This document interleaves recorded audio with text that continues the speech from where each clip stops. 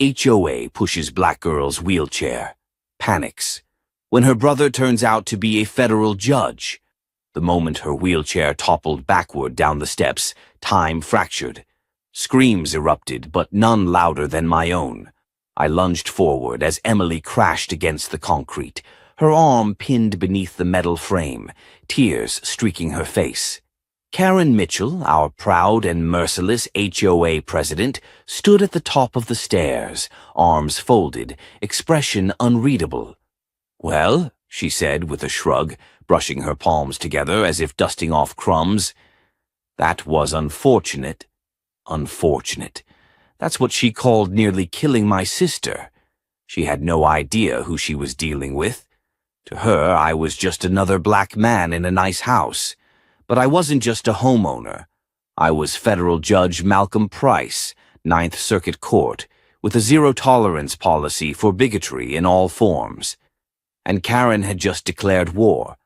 That morning started with snowmelt and soft light through the blinds.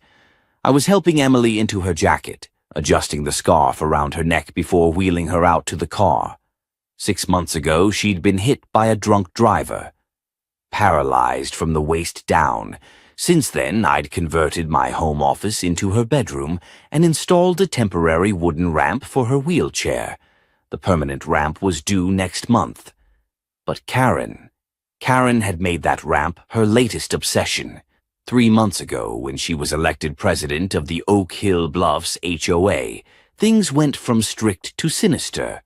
At first, it was minor, grass an inch too long, a recycling bin left on the curb 5 minutes past pickup. But after she caught sight of our ramp, the real campaign began. "That ramp is a visual blight on the neighborhood," she'd said at the last board meeting, snapping photos like she worked for code enforcement. "It lowers property values and violates community aesthetic standards." I tried to explain. I showed permits from the city, letters from Emily's doctor, even the contractor's timeline. None of it mattered. "The Architectural Review Committee didn't approve it," she snapped. "Rules are rules. Maybe your sister should consider a facility better equipped to handle her limitations." I kept my voice level, but inside I was fire. That morning, as I wheeled Emily toward the car, Karen emerged like clockwork, clipboard in hand, 2 HOA board members trailing her like shadows. I should have known something was off. The tight smile, the way she blocked my car with her body. "We're conducting a visual inspection," she chirped, effective immediately. "I'm taking my sister to therapy. This can wait." "It won't take long," she said. The board voted. Immediate action is required for violations that impact the community's aesthetic integrity. "It's a wheelchair ramp, not a neon billboard." "Unapproved is unapproved," Karen replied, pulling out a stapled packet. "You have 24 hours to remove it or face $200 daily fines. Section 6, paragraph B." Emily's hand touched mine. "Malcolm, we're going to be late." "We'll discuss this later," I told Karen. She smiled like I'd just signed my own eviction. When we returned from the appointment 3 hours later, the ramp was gone. Not in progress, not partially disassembled, gone. 3 men were tossing the planks into a heap on the lawn. Karen stood beside them, sipping a protein smoothie and grinning like she'd won something. I slammed the brakes and jumped out. "What the hell is this?" Karen didn't flinch.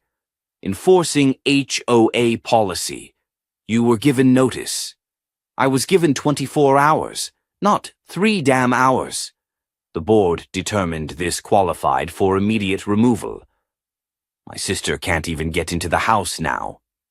She looked at Emily, still seated in the car. "Perhaps you should have planned accordingly." The nerve, the inhumanity. But I stayed focused. Emily was what mattered.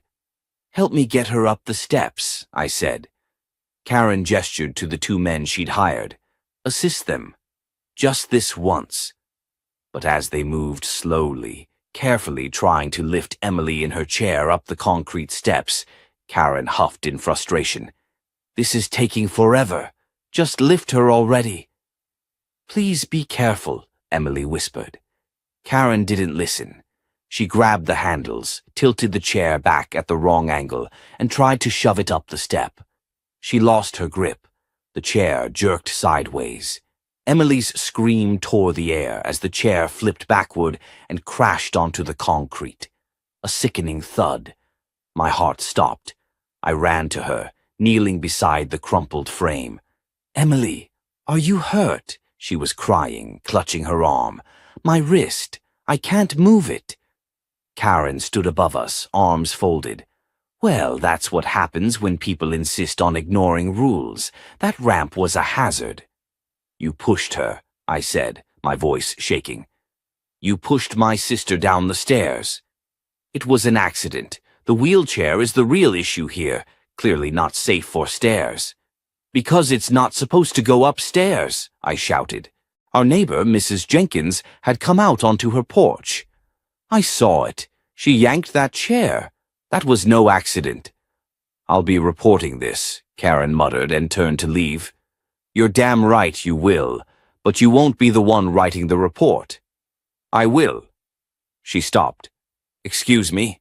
I'm a federal judge, Karen, Ninth Circuit, specializing in civil rights and ADA law." She blanched. "Oh, and by the way, every second of that assault was caught on Mrs. Jenkins's security camera. So when you get served, and you will, don't pretend to be shocked." Karen's smug facade cracked for the first time since I'd known her.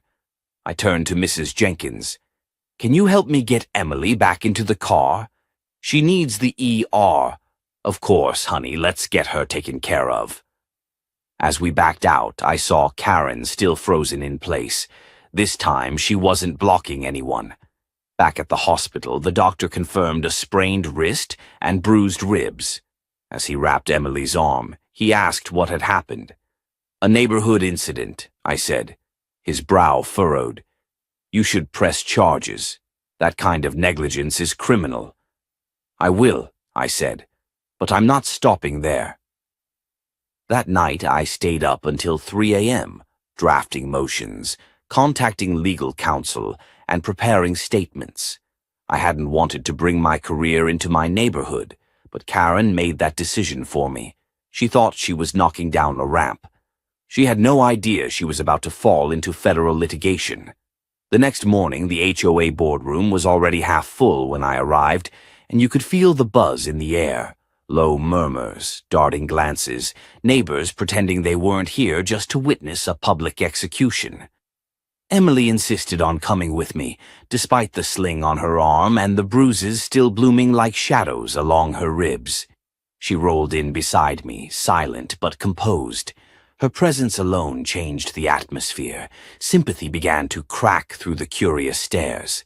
Karen was already seated at the head of the table, dressed in an impeccable blazer and pearls, like this was Capitol Hill and not a suburban community center in Fallsburg, Virginia. Her smile was tight, controlled, but I could see the stiffness in her jaw when she caught sight of Emily beside me. She banged the gavel harder than necessary. "Let's call this emergency HOA meeting to order." Her voice dripped with manufactured authority, the kind of power that only exists when no one questions it. "We are here today to discuss the actions of homeowner Malcolm Price, who yesterday violated HOA regulations, displayed aggressive behavior toward board members, and refused to comply with mandated architectural standards." She motioned toward a projector screen that lit up with zoomed-in, selectively cropped photos of the wooden wheelchair ramp. "As you can see," she continued, pointing with a laser pen like she was arguing before the Supreme Court, "this structure was built without full architectural committee approval. It impacts our community's uniform appearance and violates multiple aesthetic standards." She let the slide linger, then moved to another one, this time a grainy image of me standing beside Emily's tipped wheelchair. And following that, Mr. Price became confrontational with myself and others on site during enforcement proceedings. I waited, let her build the case. watched as the audience shifted uncomfortably in their chairs. "Does the homeowner have a response?" she finally asked, voice cool. I stood slowly, adjusted my tie, and took a breath. "I do." I turned to Emily, who gave me the smallest nod, her way of saying, "Go ahead. Let them know who you really are. I've lived in Oak Hill Bluffs for 9 years. I pay my dues. I maintain my lawn. I follow the rules." Pause. "But when my sister became paralyzed in a car accident 6 months ago, the rules didn't matter as much as her ability to get through a door." The room fell quiet. "The ramp you're all so concerned about was a temporary one, permitted by the city, scheduled to be replaced next month by a permanent structure that meets all HOA design guidelines. I provided documentation. I gave notice. But that didn't matter to your president here." Karen stiffened in her seat. "And yesterday, instead of giving us the 24 hours outlined in the violation notice, she sent in a crew to tear the ramp down while I was gone. She left no way for my sister to re-enter our home." Gasps. Actual gasps. I turned toward the back where our neighbor Mrs. Wallace, former nurse and the most vocal during past HOA meetings, was already shaking her head in disbelief. "I want you all to understand what happened next. My sister, who weighs barely 100 pounds and cannot use her legs, had to be carried up concrete steps. But Karen grew impatient with the pace and decided to take matters into her own hands." I stepped aside as Mrs. Wallace connected her phone to the projector. "With permission," she said quietly, "it's all here." The video played, and there it was, Karen grabbing the wheelchair handles, trying to shove the chair upward, losing control, and Emily tumbling backwards. The sickening crack as metal hit concrete. Emily's cry. It was silent in that room except for the soft whir of the projector. Then the screen went black. I let the silence breathe. "That," I said calmly, "is assault. That's negligence. That's a violation of the Americans with Disabilities Act, the Fair Housing Act, and common human decency." Karen stood abruptly. "This is out of context. I was trying to help. You were enforcing a rule with no empathy and no authority. You injured someone in the process." "I didn't mean to," she snapped. "And honestly, if you had just followed the proper channels." I stepped forward. "My name is Judge Malcolm Price. I sit on the bench for the U.S. District Court, specializing in civil rights and ADA law." The room erupted. Half the board visibly flinched. A few neighbors actually sat up straighter, their jaws slack. Karen went pale. Her lips parted, but no words came out. "I've kept my job separate from my private life for years," I said. "But when your HOA president weaponizes policy against vulnerable residents, especially my family, that separation ends." I looked straight at her. "You assaulted a disabled black woman and called it policy enforcement." One of the board members, Mr. Langston, who rarely spoke, cleared his throat. "We weren't aware of the full situation." "You are now," I said. "So here's what's going to happen. You will vote to reinstate my temporary ramp. You will vote to censure Mrs. Mitchell. And you will issue a public apology to my sister." Karen blurted, "This is a witch hunt." "No," I said. "This is accountability." The vote was almost immediate. 7 hands went up in agreement. Even Karen's usual allies folded under the pressure. By the time the motion passed, Karen was already gathering her things.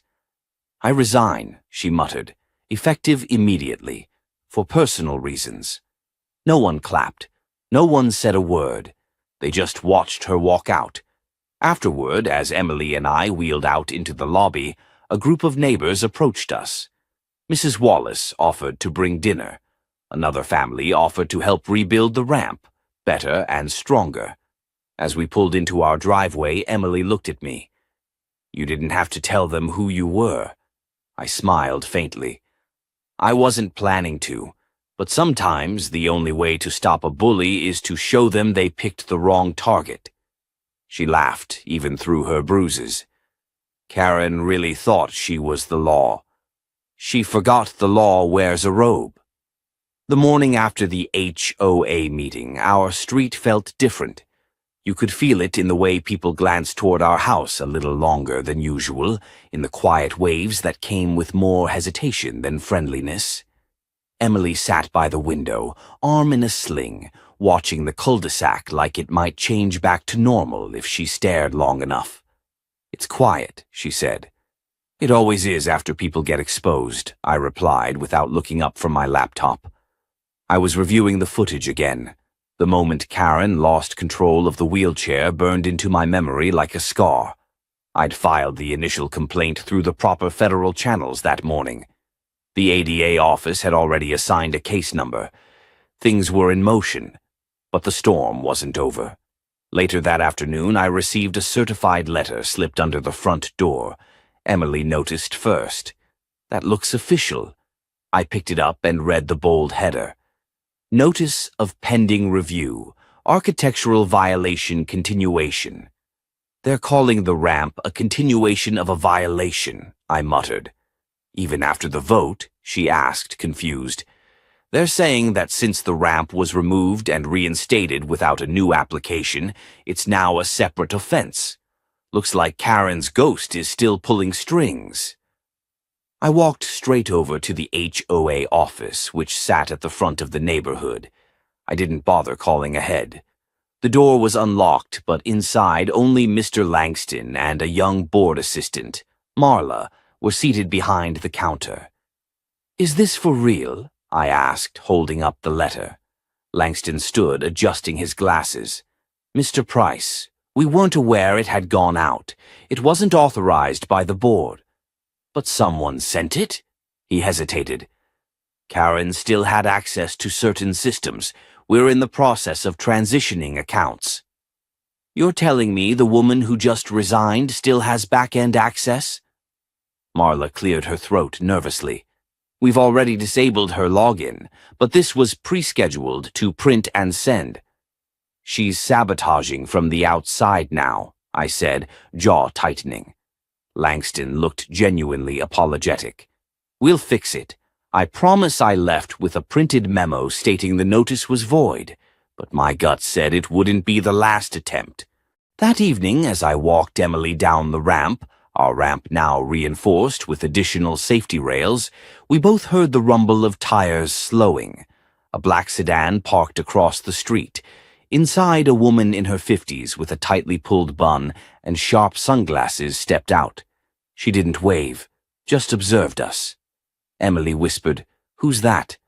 "No idea," I said, but I took a mental note of the license plate. The next morning, I had my answer. At 9 a.m., a formal letter arrived from a law firm representing the Oak Hill Bluffs Architectural Oversight Committee, demanding immediate removal of the ramp due to non-conformance with community design elements, signed by Amelia Godfrey, a private attorney and apparent close friend of Karen Mitchell. Emily read the letter over my shoulder. "They're not backing down." "They're getting desperate," I said. I made a few calls. Within an hour, I was on a video conference with a colleague from the Department of Justice, ADA Compliance Division. They agreed to send an investigator to interview Emily and collect evidence from the incident, including neighbor statements and video footage. By mid-afternoon, the investigator, a sharp-eyed man named Leo Vargas, arrived at our home.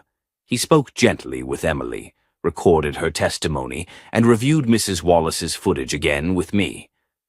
"This isn't just a civil case," he said flatly. "There's intent here, patterned harassment, that law firm might want to lawyer up. You think it could go criminal? If we can prove Karen instructed the unauthorized removal and that it directly led to your sister's injuries, yes." I felt the weight in my chest shift. Finally, we weren't reacting. We were building a case. But Karen wasn't done playing games. That night, just after 9 p.m., Emily and I were watching a documentary when we heard the sound, wood cracking. I bolted to the front door. Our ramp. 3 teenagers, local kids I recognized from down the block, were scattering, sprinting away. One of them had a crowbar still in hand. 2 support posts had been slashed, making the structure unsafe again. I ran out into the night, but they were gone before I could catch them. When I returned, Emily was gripping her wheels, furious but silent. She didn't cry. She didn't even blink. Just said, "They're trying to scare us." "Well," I said, looking at the jagged wood, "they just gave us criminal destruction of property, too." I filed the report with the police and included the video footage from our doorbell cam. The officer nodded as he watched. "I know these kids," he said, "but this smells like someone else put them up to it." "You think Karen's behind it?" He didn't answer, but he didn't need to. Back inside, Emily looked at me from the couch. "They're not going to stop, are they?" "No," I said honestly, "but we don't need them to stop. We just need them to trip up one more time."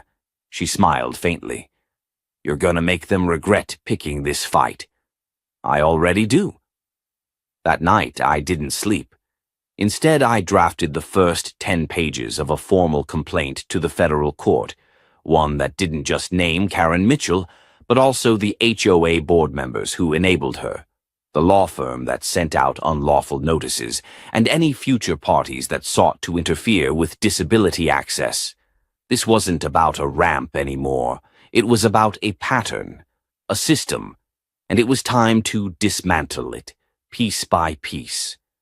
The day after the ramp was vandalized, I returned home from a meeting downtown to find 2 marked envelopes taped to our front door. One was from the HOA, the other from a local legal firm. Again. Emily was inside icing her wrist, trying to pretend like nothing had happened, but I knew the tension hadn't left either of us since the attack. I peeled the envelopes off and opened the first. Final notice. Non-compliant structures will result in legal action. The second one read, "Cease and desist.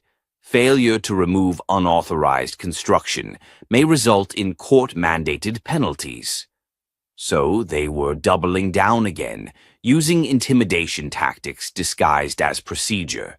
What they didn't realize, what they never expected, was that I'd spent most of my career dismantling that exact kind of abuse. Bureaucratic bullying dressed in legalese. I stepped into the living room and handed Emily the letters. She read them silently, then looked up. "This is war now, isn't it?" I gave a dry chuckle. "Now?" It's been war since the first time Karen called your chair an eyesore." That afternoon, I filed an emergency injunction request. I didn't go through the neighborhood board. I filed it with the district court. The same court that knew my name, Judge Damian Price. I had avoided invoking it for weeks, hoping the HOA would simply back off. But now gloves were off. As the filing went through, I got a text from Officer Green, the patrol cop who'd taken our vandalism report. He sent a single blurry image from a gas station security cam. One of the teens who destroyed the ramp filling up a red gas can.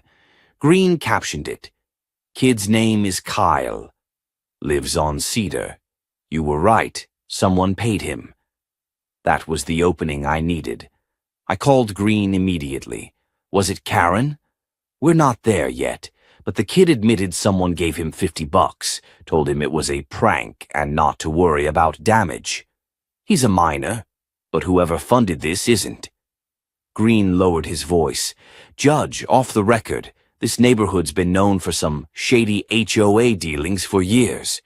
You're the first one to stand up with actual legal firepower. Word's spreading." "Good," I said, "because I'm not going anywhere." I hung up and turned to Emily, who'd been listening from the hallway. "They're starting to crack." She sat down slowly. "You think we're actually getting through?" "I think we're about to kick the door down." The next morning, the injunction was granted, temporarily halting all HOA actions regarding the ramp, pending a formal hearing. I posted a copy of the judge's order on our front door, laminated, so no one could tear it down. Just to drive the point home, I also sent copies to every member of the HOA board. 2 hours later, my inbox exploded. First came the email from board member Jeff Nolan, who apologized for the harassment and asked if we could meet to resolve things peacefully. Then another from Marla, the assistant, attaching emails she had quietly forwarded to herself, messages from Karen sent weeks ago, directing unauthorized inspections, initiating fines without board approval, and even approving the ramp removal unilaterally. That one was gold. Why would she send these from her personal email? Emily asked, reading over my shoulder. Because she thinks she's untouchable. People like her always do. The real twist came that evening. I received a voicemail from someone I hadn't expected. Amelia Godfrey, the attorney who had sent the previous cease and desist. Her voice was tight, professional. Mr. Price, this is a courtesy call. I've reviewed the facts and I will be formally withdrawing my representation of the Oak Hill HOA effective immediately. I was not made aware of certain details involving your sister's injury or the pending federal investigation. I hope this matter resolves quickly. Please consider this call off the record. I played it twice. They're abandoning ship, Emily said softly. They see the iceberg coming. But the iceberg wasn't me. It was what I had prepared next. The Department of Justice, based on the documentation we'd provided, including Mrs. Wallace's footage, HOA internal emails, and police statements, had opened an official probe into not just our HOA, but surrounding communities with similar leadership. Apparently, Karen Mitchell wasn't just power-hungry. She was part of a wider network of HOA heads known for discriminatory code enforcement, particularly against minority homeowners. And guess who'd been flagged in 2 other neighborhoods for the exact same tactics? Karen Mitchell. Emily watched me as I made the call to the ADA regional office. Hi, this is Judge Damian Price. Yes, I'm confirming that I'll be appearing in person next week. And yes, I have new evidence that connects multiple incidents. No, I don't intend to settle. As I hung up, Emily finally let herself smile, truly smile, for the first time in days. You're going to bury them, aren't you? I looked at her. No, I said. I'm going to expose them. Let the law bury them. That night I heard a knock at our door. I opened it to find Jeff Nolan again, this time with his wife. She didn't say anything at first, just stepped forward and handed me a card. It was from their daughter, Emily's classmate. It said, I hope your arm heals fast. That was really wrong what they did. My mom says some grown-ups forget what kindness means. I looked up and saw Mrs. Nolan's eyes tear up. She's right, she said. If you need anything, if Emily ever needs anything, we're here. Behind them, 2 more neighbors approached, Mr. Carter and Mrs. Long, both carrying bags of groceries. They'd seen the notice. They knew the story. And for the first time in a long time, the street didn't feel cold. It felt like community. But I wasn't finished. Tomorrow I was going to the HOA headquarters, and Karen Mitchell was going to learn, finally, who she had messed with. The next morning, I walked into the Oak Hill Estates Community Center, not as a quiet homeowner, but as a man on a mission. I had requested an emergency board meeting under Section 4B of the HOA Charter. Ironically, the same rule Karen had used to fast-track her ramp demolition order. The irony wasn't lost on me. Neither was the tension that hung thick in the air as I stepped inside the room. Karen was already there, seated at the head of the long table in her signature power blazer, flipping through a stack of papers with performative calm. The remaining board members, Jeff Nolan, Marla Hayes, and Martin Bell, were seated on either side of her, expressions ranging from tense to outright nervous. I wasn't alone either. Emily, her arm in a soft sling, sat beside me, silent but steady. Behind us, neighbors filled every chair in the room and spilled out into the hallway. For once, it wasn't just HOA loyalists or clipboard warriors. It was families, veterans, working folks who'd watched too long from the sidelines. Karen cleared her throat theatrically. We're convened today to address what Mr. Price claims are procedural violations and character concerns, though I must note that attacking board leadership with baseless accusations is hardly the way to resolve neighborhood disputes. Her tone was clipped, icy, but her eyes, they weren't smug anymore. They were calculating. She knew something had changed, but she didn't know how much. Actually, I said calmly, setting my briefcase on the table, we're here because your leadership crossed a legal boundary, one that endangered my sister and violated multiple state and federal laws. A murmur rippled through the crowd. Karen leaned forward. Let me remind you that this is an HOA matter. If you'd like to pursue some courtroom drama, you're welcome to file a civil suit like anyone else.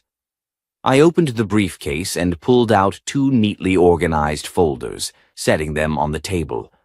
I already have. That silenced the room. These, I said, flipping one folder open, are sworn affidavits from Officer Green, Mrs. Wallace, whose security footage has been turned over to the Department of Justice, and 2 HOA board members who've submitted email records confirming that you, Karen Mitchell, authorized the unauthorized removal of an ADA-compliant accessibility ramp. Karen scoffed. Those emails were internal discussions. They were instructions, I interrupted. Instructions that violated both our community's charter and the Federal Americans with Disabilities Act. I slid the second folder across the table to Jeff Nolan, who looked visibly shaken. That includes your explicit denial of a modification waiver, despite medical documentation and city permits. That's called discrimination. Karen's voice raised. This is a witch hunt. We have the authority to regulate architectural modifications, not when they violate federal law, not when they endanger a disabled resident's safety, and not when they're enforced selectively. I turned to face the crowd. Does anyone here remember when the Carsons added a patio deck without approval? Or when the Simmons family installed solar panels before filing notice? Murmurs spread. They weren't fined. They weren't targeted. The only difference in this case? My sister uses a wheelchair, and we're black. Now the murmurs turned to outrage. Karen stood abruptly. How dare you accuse this board? I'm not accusing, I said flatly. I'm proving. I hit the play button on the screen behind me. It showed Karen pushing Emily's wheelchair up the steps, losing control and letting it tumble backward. The gasps were instant, audible. A neighbor in the second row covered her mouth. Karen's face drained of all color. I tried to help, she mumbled. She moved. I lost my grip. You shouldn't have touched the chair in the first place, I replied. You had already ordered the ramp destroyed. You had already stripped her of a safe entry. You made a choice. And now you're facing the consequences. Martin Bell, who had remained quiet throughout the exchange, finally spoke. I didn't know it had gone this far. Karen, did you really bypass a board vote? Karen turned on him. Don't you dare. But Jeff stood next. I wanted on record that I formally moved to censure Karen Mitchell as board president and initiate a recall vote per Section 5 of our charter. Gasps turned to cheers. Karen's voice cracked. You can't do this. We just did, Jeff said. Effective immediately, you're suspended from all HOA duties pending formal investigation. Karen looked around the room, searching for allies. There were none left. Even Marla, who had once followed her orders without question, avoided her gaze. Emily sat still beside me, but I could feel her tension melt, just slightly. Karen stormed out of the room without another word. Her heels clicked loudly against the tile, but no one followed her. The rest of the meeting went quickly. The board agreed to reinstate the ramp immediately, issue a public apology, and create a formal review of all enforcement practices to ensure they complied with ADA standards. As the meeting ended and people filtered out, Mrs. Wallace approached us. "You did it," she said. "You exposed her." Emily smiled, faint but real.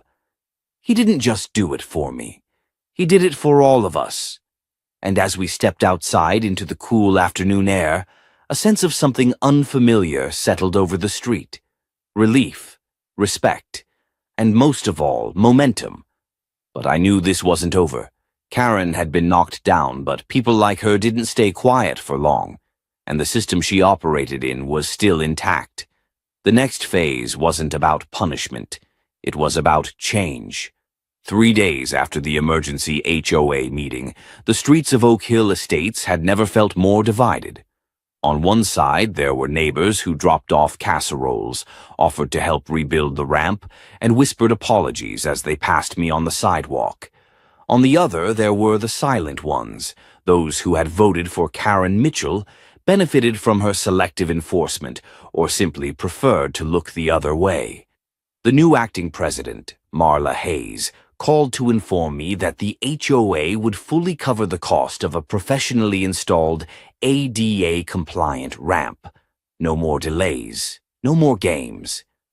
I thanked her politely, but I knew this wasn't about ramps anymore. It was about accountability, and the deeper I looked, the more rot I uncovered. That afternoon, I received an unmarked manila envelope slipped into our mailbox. No return address. Inside were printed copies of financial records from the HOA, payment logs, contractor invoices, receipts.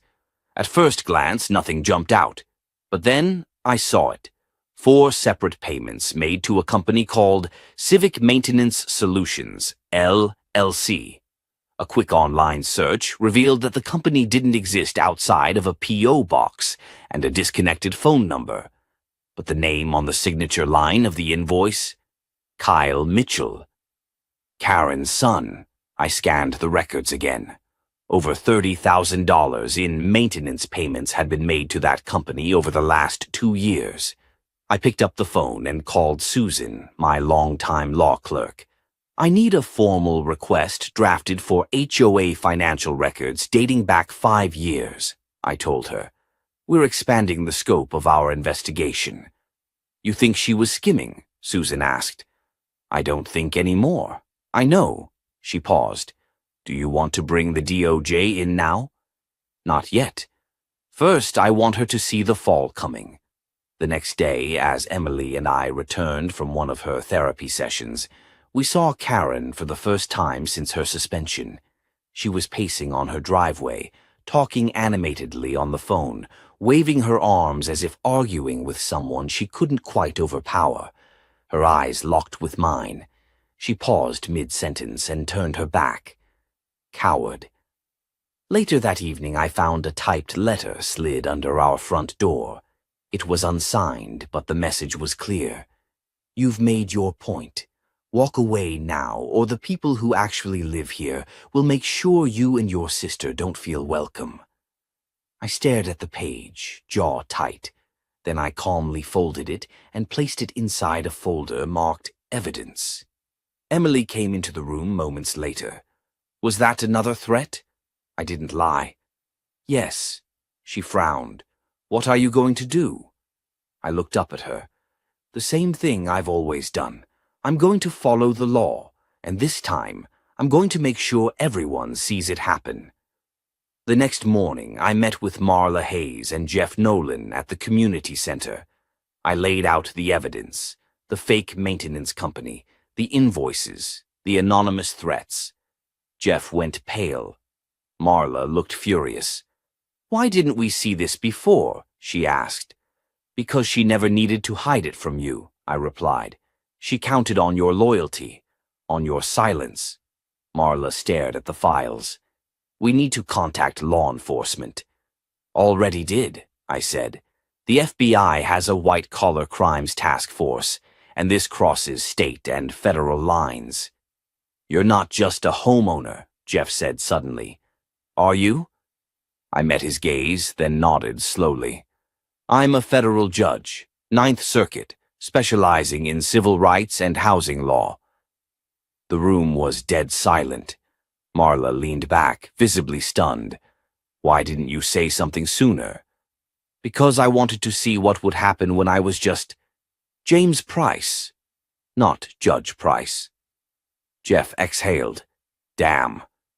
We drafted a formal letter to the Department of Housing and Urban Development. I provided the video evidence, the financial records, the threats. And then I made one final call. To Karen. She picked up on the second ring. What do you want now? I'm giving you a choice, I said. You can cooperate, admit wrongdoing, and let this board start to heal. Or you can wait until the federal indictment lands on your doorstep. She laughed bitterly. You think you've won something? No, I said calmly. I think you lost everything when you mistook power for immunity. Silence. Then the line went dead. That night, Emily and I sat on the back porch. The new ramp was already under construction. The sun dipped low, casting warm light across the neighborhood. Do you think it'll actually change anything? She asked. Not overnight, I admitted. But this is how it starts. With one lie exposed, one bully held accountable. She nodded, her gaze distant. Feels like the fight's just getting started. It is, I said, but now they know who they're fighting. And this time, I wasn't hiding. Karen Mitchell was not a woman who went down without a fight. At least, that's what she told herself. 2 days after our meeting with the HOA board and law enforcement, she hosted a community coffee hour on her lawn. Flyers had been slipped under doors with phrases like, "Don't let outsiders control our neighborhood," and "Protect Oak Hill values." The coded language wasn't even subtle. Emily and I stayed home that morning. We didn't need to hear her desperate spin. But neighbors told us later that Karen spent over an hour painting herself as the victim of a personal vendetta by a man with too much power and an agenda. She didn't name me outright. She didn't need to. It was clear her strategy had shifted. If she couldn't bury the facts, she'd stir up fear and resentment. But this time, fewer people were buying it. Mrs. Rodriguez had shared the security footage with her friends and church group. Marla had done a complete 180, rallying other board members to demand transparency. And one by one, the voices that had been silent began to speak. It wasn't just about my sister's fall anymore. It was about every unfair fine, every biased violation, every time Karen had used her title like a hammer. That afternoon, I got a call from Special Agent Marcus Bell of the DOJ's Civil Rights Division. We're moving forward with charges, he told me. Fraud, ADA violations, witness intimidation, the works. Your documentation was thorough. I felt a quiet satisfaction. Not joy, not relief, just resolve. Because the real battle wasn't in court. It was at the next HOA General Assembly. I arrived early that evening, dressed like any other neighbor. No robe, no title, just a blue polo and jeans. Emily came with me, her arm still in a sling, but her spirit unshaken. The meeting room was packed. More residents than I'd seen at any HOA function in years. Karen sat at the front again, chin high, flanked by her last loyalists. She called the meeting to order with a shaky gavel strike. We're here, she began, to address the spread of misinformation that has been intentionally weaponized to tarnish the integrity of this board. I stood. Point of order, I said. She blinked. What? I'd like to request a motion to open the floor to a vote of no confidence in the current president of the HOA. Gasps rippled through the room. Karen's jaw tightened. You don't have the authority. I'm a homeowner, Mrs. Mitchell. The bylaws allow for a motion from any member, provided it's seconded. A hand shot up. Mrs. Rodriguez. I second the motion, she said firmly. Karen turned red. This is a circus. No, I said, locking eyes with her. This is accountability. Marla stood next. All those in favor of opening the floor for a vote, raise your hands. Almost every hand in the room went up. Karen looked around, her world crumbling in slow motion. No, she said softly. You people don't understand. I was protecting this neighborhood. What you were doing, I said calmly, was abusing power, targeting vulnerable residents, and defrauding the very people you claimed to serve. Her voice cracked. You set me up. I shook my head. You set yourself up. The moment you pushed that wheelchair, whether by accident or out of arrogance, you wrote your own ending. Silence hung in the air. And then came the vote. The numbers weren't close. 93% in favor of immediate removal. Karen stood slowly, brushing invisible dust from her skirt, dignity unraveling.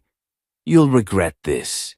When the property values drop, don't come crying to me. But no one looked at her. No one followed her out. Outside, the sun had dipped below the horizon, casting long shadows across Oak Hill. Emily and I walked to the car, passing a group of neighbors talking quietly by the curb. One man turned to us. Mr. Price? Yes? He offered his hand. Thank you. For everything. We should have spoken up sooner. I nodded. It's never too late to do the right thing. Emily looked up at me. Is it over? Almost, I said. Now comes the cleanup. But she smiled anyway, because for the first time since we moved in, it finally felt like home. The next morning, a white SUV with government plates rolled into Oak Hill. 2 federal agents in plain suits knocked on Karen Mitchell's door at 7:12 a.m. By 7:18, she was in handcuffs. The news spread like a brush fire. Some neighbors peeked through blinds, whispering to each other over coffee mugs.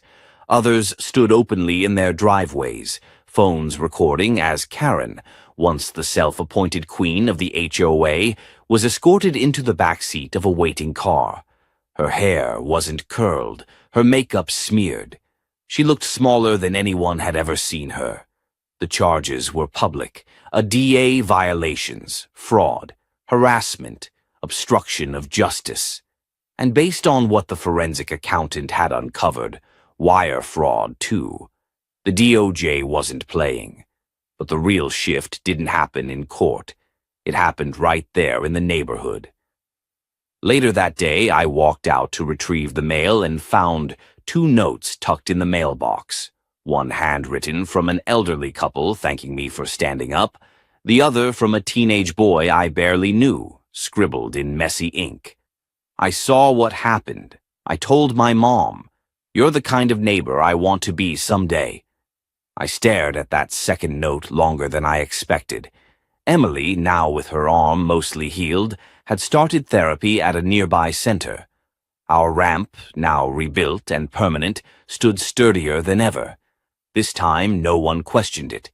Instead, the new HOA board, now under Marla's direction, voted unanimously to establish a new accessibility initiative for all Oak Hill residents.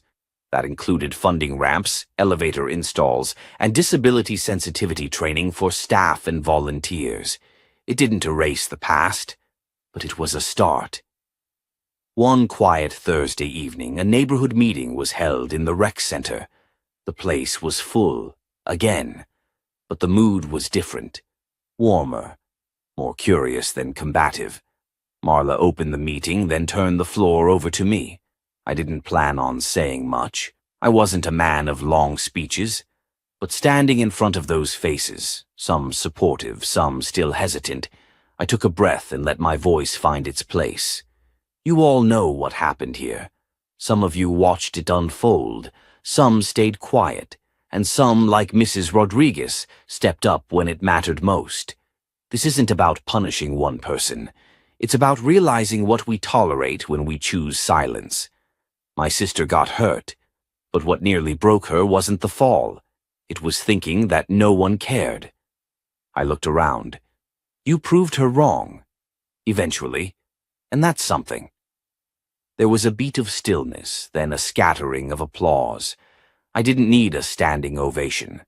I needed the room to hear what I said next.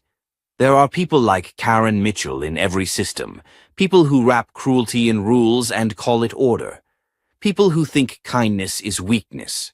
But the law, true law, was never meant to serve the powerful. It's meant to protect the vulnerable, the people who don't have titles, who can't threaten lawsuits or quote statutes. My voice softened. So next time someone knocks on your door needing help, help them. Not because you have to, but because it's right. That's how a neighborhood becomes a community. After the meeting, several people came up to shake my hand. One brought cookies. Another asked if I'd consider running for the board. I laughed it off. I think I've had enough HOA drama for a lifetime, I said. Emily and I walked home together under a sky that was finally quiet.